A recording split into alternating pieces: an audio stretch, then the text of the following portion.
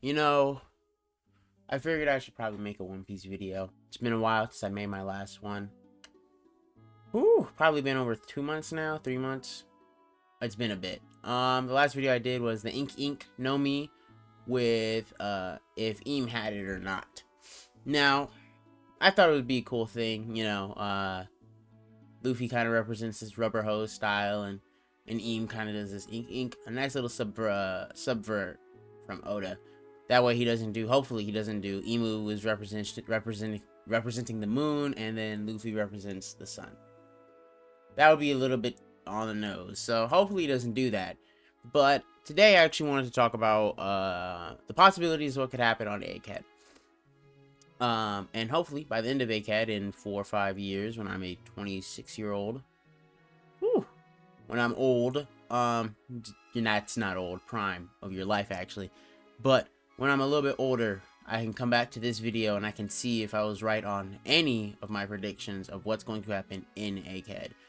Now, I doubt I'm going to be right on any of these because Oda tends to subvert, but hopefully I'm right on some, just a little bit. But yeah, I'm gonna first break up into, I guess, the things that could happen from most to least, and that's how this is just gonna work. It's just gonna be, hey, I think this is gonna happen this way, and I'll mark it up if it kind of happens like that. I'll mark that up to myself, and I'll mention these in the upcoming videos later on as well. But the first one is, I think Kizaru is gonna join up with the Straw Hats. Not that Kizaru is going to become a Straw Hat. No, I don't think that's going to become the case at all. Bonnie might, but and honestly, they're not going to probably have Bonnie. It's probably not going to be Bonnie. It's probably going to be Vivi. Vivi's probably going to be the last person. If it is Bonnie, I can see that as well because Roger had kids on the crew. So if he had Bonnie on the crew, that's a kid. So it would make sense. It would check out. But I think Kizaru's going to join up with the Straw Hats, probably traveling with them from Egghead to Elbaf. Hopefully, if Elbaf is the next arc. Seems like it, but you know Oda. But Kizaru joining for the Straw Hats would be really cool. We get to finally see this type of dichotomy we've never seen before, where the Straw Hats have to deal with somebody who is chill. Kizaru is definitely the most chill of the Marines, but he is still a Marine, so he definitely still has the structure to him. And I'd love to see them expand on that. And we get to see some of his backstory as well. We know kind of Akainu, or not Akainu, Kizaru. Is it Kizaru? No, Aokiji, my bad. I always get those three. Akainu, Aokiji, Kizaru. But Aokiji, we kind of know a little bit of his backstory, just a little bit, with the Garp stuff, as far as punching the battleships. We know a little bit, but other than that one portion, we don't actually know their childhood growing up and what makes them the way they are. It seems like, honestly, even back during when Bonnie was a kid, it seems like Kizaru was kind of chill. That one dude, Sentamaru, calls him uncle. So there's a pretty good, it seems like, relationship with all three of with Vegapunk, Sentamaru, and Kizaru. It seems like there's a really good relationship there. And I dig that. I would hope that Kizaru isn't a complete bad guy, and it would be a really cool kind of way for Oda to implement Kizaru into the main cast. Now, usually we get to see with these types of characters, usually we get a little bit of a sob story. Just a little bit of it. I hope that isn't the case with Kizaru. I hope he's more of a, hey, I did what I was supposed to do. I was just following orders. I love that trope in stories. I love that I was just following orders. And I love seeing the redemption of those characters. So those are probably some of my favorite parts. Because it is a realistic thing. That is what people have done in history before. I was just following orders. The greatest travesties in histories have been committed by people who are just following orders.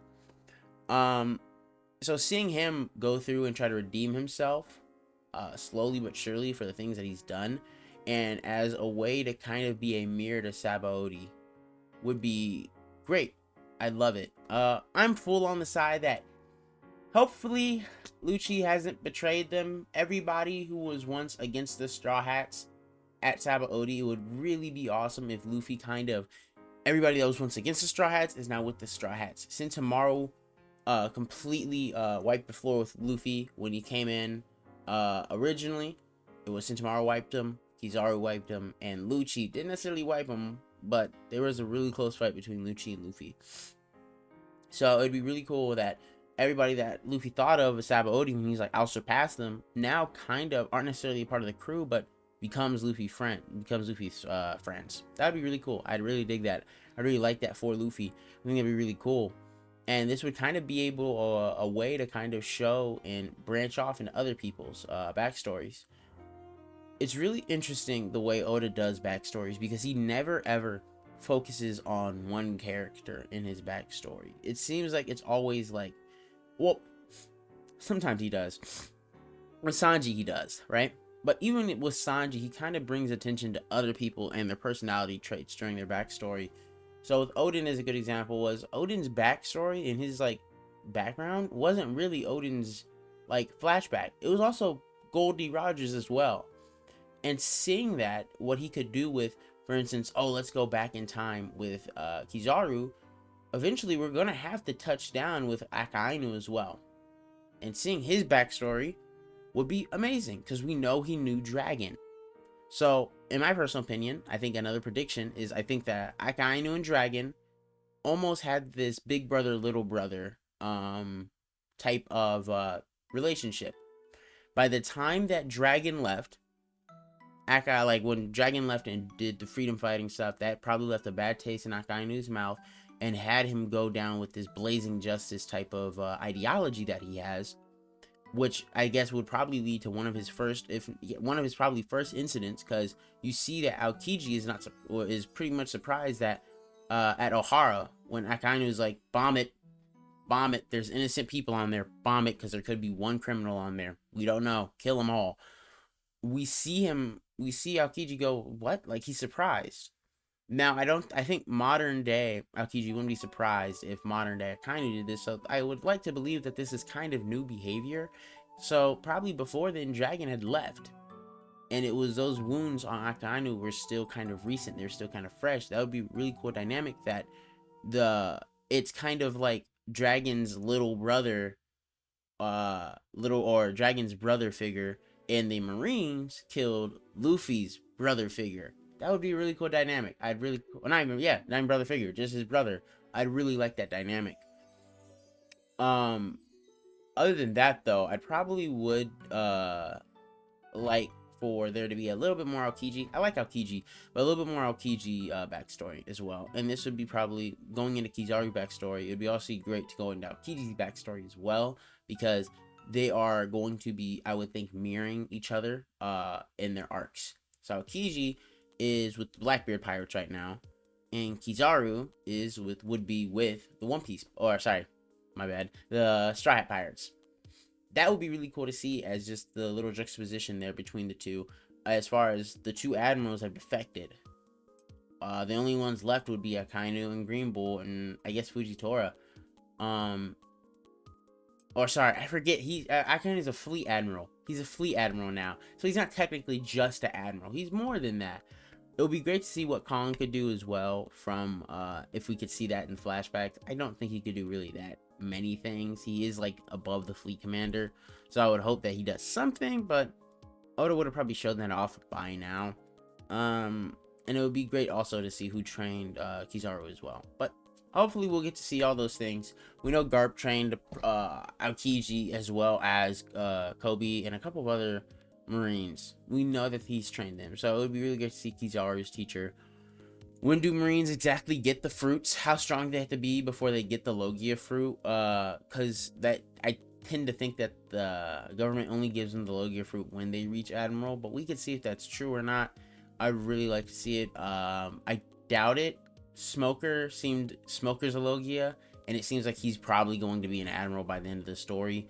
Because I know Dragon wants to knock down the entirety of Marijois, but he doesn't want to knock down the entirety of the world government system. He still finds value in that. The entirety of the Marijois of the Celestial Dragon system needs to be abolished, but he still finds that there's value in the current political system. Just not it being connected to, people who can own slaves that would be kind of not great if Dragon just like that. So he finds, there's value in the political system, no value in the slave owning part. So we need to wipe out the slave owning part. Seems like a pretty justifiable action on Dragon's part to me. Second thing that could happen, that I could think of at least happening, would be the arrival of the Grand Fleet. I really dig that. The arrival of the Grand Fleet would mark finally like the Straw Hats seeing their work pay off.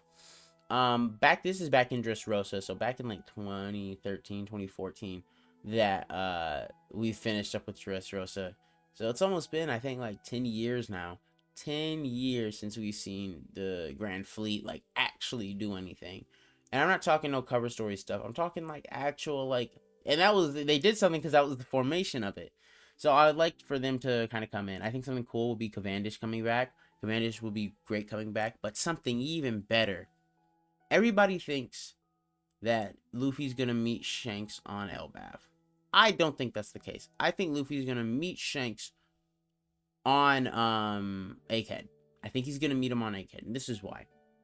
If Bartolomeo comes in and like, oh, Luffy senpai, and he tries to save Luffy, he tries to help him out, but Shanks still needs to almost make an example of Bartolomeo, because Bartolomeo did burn down the Red Hair Pirates flag. So the only way I see those two like almost being fine with each other and Shanks letting that slide would be that, hey, Luffy has to explain for Bartolomeo why he did that, like why Bartolomeo did that, and be like, hey, he's crazy. He's not fully there in the head. Sorry about that, Shanks. We'll give you back. Burn our flag down or whatever. It is what it is, right? Leaves in the wind or whatever, or dirt in the wind. Seeing that take place would be really cool. I'd really dig that. Especially one, Shanks appearing on Egghead would be dope. That would be really cool. And then we could see some more stuff with Celestial Dragons, because Shanks touches down. The Celestial Dragon Saturn talks to him. Is like, oh, you are just like Figureland, but different in every single way. And then that could go back to a flashback. I know we're getting another flashback arc. We're gonna get another one. The Kuma and Bonnie one so far that we have right now, perfect. I love it. It's great. Some people call it, it's a tragedy. It's terrible. It's why is Oda doing just tragedy? He's just doing sad stuff just for the sake of sad stuff. But I think it facilitates it. It makes sense. Me personally, I bet there are some good Celestial Dragons. Most of them need to die, dude. Even if you're okay with them, like, dude, the amount of stuff and terrible things that they've done, I don't think you could make up for that. But that's just my opinion. So the Celestial Dragons don't need to be staying here. And I feel like if they got wiped, a lot of the problems would be solved in the One Piece world. So seeing Shanks come in, and him being probably Celestial Dragon himself, come in and completely take out the other Celestial Dragon, like the Gorosei, that would be great. I'd like that. I like that a lot. I can't really think of when it would happen. Probably, I would think when the Straw Hats are struggling or right after the fight. I would like to think Saturn is still alive, but Shanks finishes him off and takes credit for that. I could also see Luffy doing it, of course, because Luffy's the main character. But I feel like Shanks realizes that he needs to be his present. He needs to have his presence be a little bit more known. Blackbeard is out here sneaking around doing stuff, but obviously making moves. And Big Mama Kaido just got wiped out. It's time for one of the new emperors to come in, like Shanks, and really put a name in for himself. So hopefully we see that. The only other thing when it comes down to, I guess we could segue into the death of Saturn. We could see that as well. The death of Saturn will be interesting. I like that. I feel like he should die. Not just because he's a celestial dragon, not because of that's lazy. That's lazy. He shouldn't die just because of that, but he should die, I think, because of his folly and the fact that he's cocky. You keep on getting too cocky, and I get it. He's probably immortal and has been alive for 600, 700 years. But I would assume that makes somebody bored. I would assume that doesn't make somebody, like, exactly the happiest. So, I would like for Luffy to kill him almost like he's unsatisfied. Even the way that they fought was unsatisfying. I don't think he deserves any type of pleasure or any type of derivement of pleasure from anything, because he's already gotten that. he's done everything he's wanted to his whole life. So seeing that would be a breath of fresh air. We never got confirmation if that is Saturn is Bonnie's dad. I don't think we've gotten confirmation on that yet. He's just said Bonnie's mom Ginny was wife 10. And that's it. Hopefully, I guess, hopefully not. But I mean, if it's not him, then who else? It's gonna suck either way because of Bonnie's circumstances of her being born. Um, I think the law's return is bound to be so. I think Law's return is gonna be more around Elbath. I think Beppo's gonna swim to Elbath with Law and try to like help him out, recover him. But what I really think mainly is gonna happen is probably that they're gonna meet on Elbath. Now, not all these things are gonna happen concurrently, mind you. Not all these things are gonna happen at the same time or anything like that. That'd be crazy. But I do think some of these things are gonna happen like not necessarily together, but like for instance, Kizaru joins up. Yeah, I think that would happen. And if Kizaru joins up, then we could probably rely on the death of Saturn. See what I mean? Simple, basically. But I think Law and Beppo are going to probably get put back in the story, not because Oda necessarily wants them to, but probably because editors are realizing, hey, Law is a very popular character, put him back in the story. So there's only so long there's only so long we can get a chapter without Law appearing in it. Now I had one of these written down that the Blackbeard Pirates are gonna make a move, but I feel like that's obvious. That's cheating. So Lafayette, I could see Cara Devon taking the mask of, or not the mask, but the face of one of the Gorsei and getting in power and listening to some of the conversations they have. Kuma dying, that's just bound to happen. Another cheat one. There's no way he doesn't die. Zero. And I mean die in the sense that the body he's in. I guess they could transfer his memories over to the cyborg, the S Kuma, or S Bear. That'd be boring. I hope they don't do that. I hope they do something where it's like, whoa, it's something crazy. It's something where they kind of have to take a step back. And probably that would be putting the memories in S Bear. That'd probably be it. But I think those are the few things that are going to happen. Kizaru joining up with the Straw Hats, the arrival of the Grand Fleet, the death of Saturn, Shanks arriving will be cool. I don't think that is going to happen, but I think that's cool. Law and Beppo and returning is the same way. Not going to happen, but really would be cool if that did happen. And Kuma dying is a guarantee. There's no way Kuma is a living, at least the Kuma that we know of him now. But anyway, that's gonna be it for me. Just want to make a short little video on what's gonna happen on One Piece. I want to put out more One Piece content, so I'm gonna try to do that. But anyway, you guys have a good one and stay alive and everything. So yeah.